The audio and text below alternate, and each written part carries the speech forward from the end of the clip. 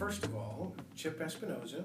I'm the author of Managing the Millennials, Millennials at Work, and I have a new book coming out next week called Millennials Who Manage.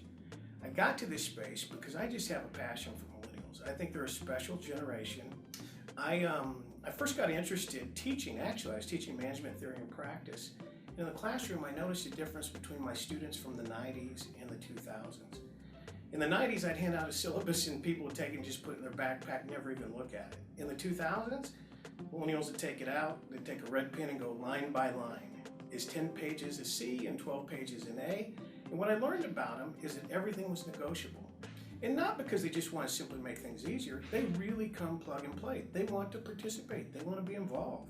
And what I love about organizations like this is that they're looking, and you said earlier to me, which I thought you're a 65-year-old startup, and I love that, because I think the institutions that are most at risk at really engaging millennials are legacy organizations, and particularly nonprofits. Because a lot of times founders of those nonprofits and generations of leaders have a tendency maybe not to listen to the younger voice that's coming in for lack of experience and maybe perhaps perspective that they don't have. So I'm looking forward to this time to meet these up and coming leaders.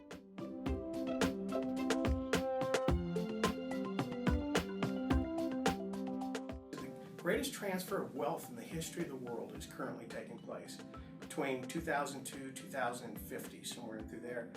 And the thing that I posit to people is to say, I think the greatest transfer of knowledge is taking place over the next 10 years as this baby boomer generation who's got years of experience. It's now a time to turn around and transfer that knowledge into the millennial population and the Gen X. And here's the key. Most of that's tacit knowledge. It's not written down, it's not in a handbook, and the only way it gets transferred is through relationship. So if you have a disconnect in the workplace between generations relationally, then you're looking at a tremendous value that's walking out the door.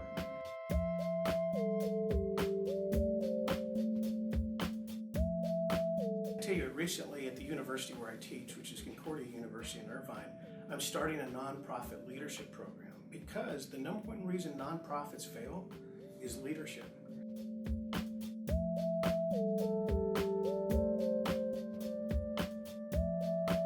What people want out of participating in an organization, that's going to increase your ability not only to recruit them, but really to retain them and really to envision them, empower them to move forward.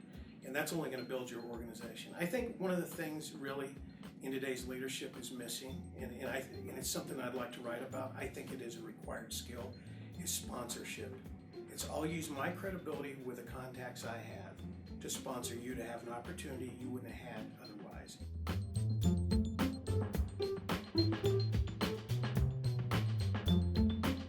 Millennials come into the workforce wanting to find meaning in what they do. And so I think that if they don't find meaning somewhere, they're going to go somewhere where they can.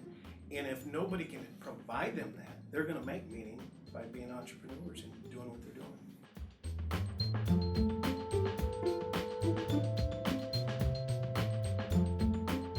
In their experiences through adolescence in America versus a baby boomer in Russia, there's a greater degree of distance between those experiences. But if you look at a millennial, due to technology, what they're experiencing is very similar around the world, so therefore their bandwidth of experience is much smaller than the baby boomer. So it could be argued, and if I were to go out and really do another dissertation, perhaps that we're moving in that theory away from demographic to technographic.